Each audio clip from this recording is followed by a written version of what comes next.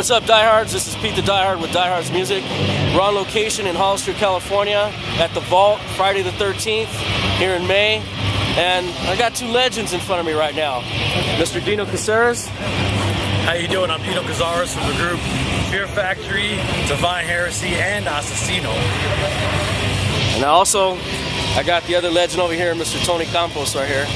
What's up, Tony? Just hanging, man. Just chilling. As if you didn't know, Mr. Tony Campos from Statik.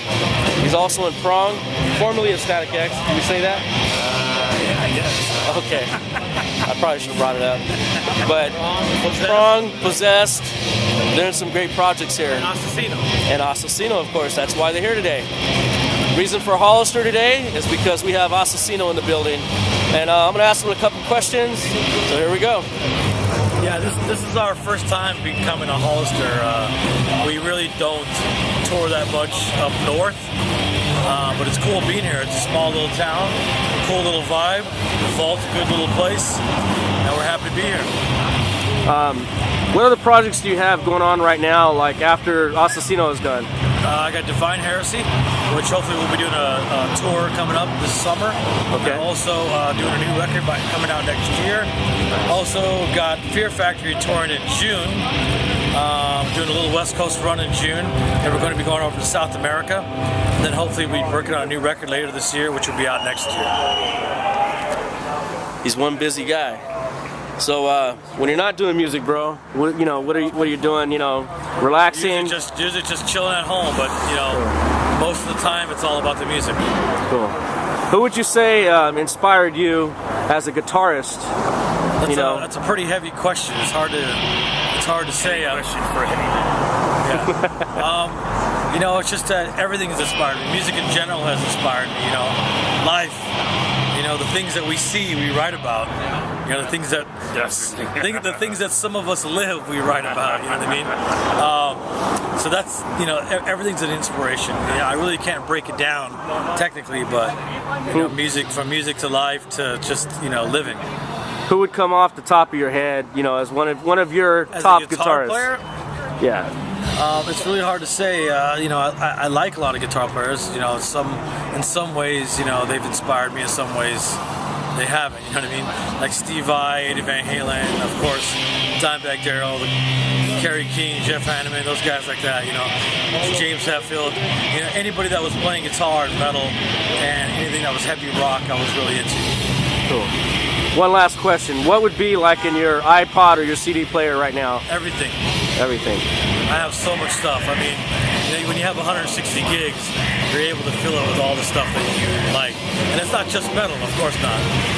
70s rock to some 70s funk, some jazz, really, a lot of musical stuff, everything from Pink Floyd to death metal. Sweet. All right, well, thank you, Dino, for all those answering all those questions. And now we're going to move on to the man over here, Mr. Tony Campos. Just like separate interviews. One big interview. So, I mean, there's a lot of bands that tour, bro, that are a lot of young bands or veteran bands. Just in a simplicity, how brutal is touring?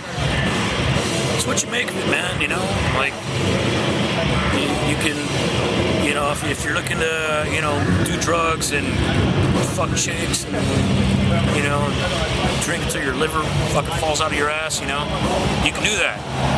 Or if you want to just chill and, have a good time and, relax, hang out with friends, that's there too. Whatever you want to make of it, it's there, and it's just the daily grind of getting from town to town that wears on you, and depending what you're touring in, it wears on you a little more, wears on you a little less, but you're really out there just, if you live just for that time you get on stage, then all the other shit you got to deal with is worth it. Cool. Another question I'm curious about is what keeps the drive going when you're an independent musician? If you guys have been signed, and then you also operate on an independent level, can you break that down? Because there's a lot of bands that want to be rock stars, and they just don't get it.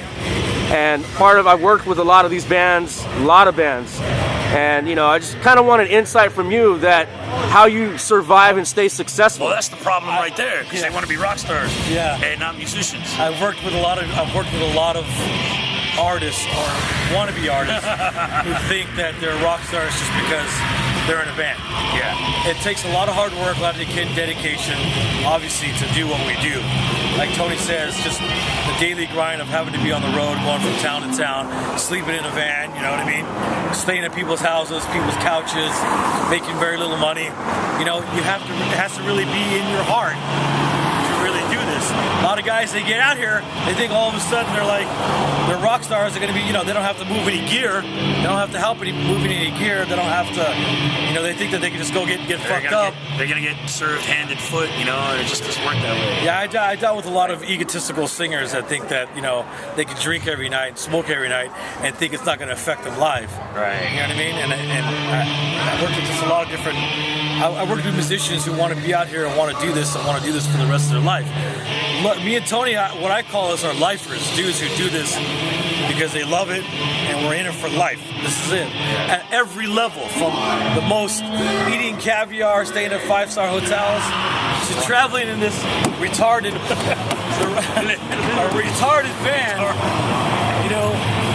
van, going from town to town, like small towns like Hollister, which is really cool because kids here don't get to see us. And we actually take the time to go out here and do this. I've dealt with a lot of musicians that, screw that little town. They're not paying that much. I don't want to go there. But to me, it's all about making people happy and coming here and playing at these live shows, you know what I mean? Having a good time. So when you say you're lifers, would you say you're diehards? You're trying to get me to say it, huh? I'm trying to get you to say it. Lifers are diehards that are in it for the music. Perfect.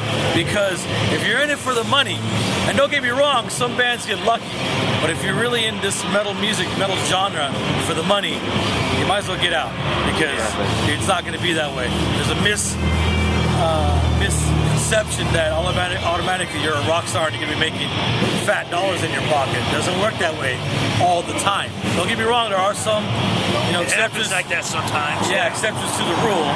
But, you know, being out here like that can be very hard. But you have to have the balls to do it. You have to have the dedication, the perseverance. You have to keep working at it. It's just like going to your job on a daily basis, you know what I mean? Some people don't like it, they go do it just for the money. We actually like it. We actually like being out there playing for people. We love what we do. I got one last question to ask both of you. You guys can answer it however you want, of course. How do you want to be remembered? Like I just said, somebody who worked hard, someone who loved the music, and someone who did it for the people. Awesome. All right, guys. Let everybody know that you're watching us on Diehard Music. Perfect. That's the thing about these guys, is they're down to earth, they're real, they're behind the table selling merch, they're hanging around with the crowd, they don't got no bodyguards, they got a stagehand, they're doing all the work themselves. This is what I wanted to capture, this is what I like, because this is the realism right here. You know, guys that have done huge successful things, and yet they're humble as shit. And I'm so glad I got this great interview from these guys. Stay tuned, Diehards. We'll keep up with you tomorrow. We're going to check back in with the second show with Asesino in Fresno, California at the Babylon. Have a good night. We'll keep you posted.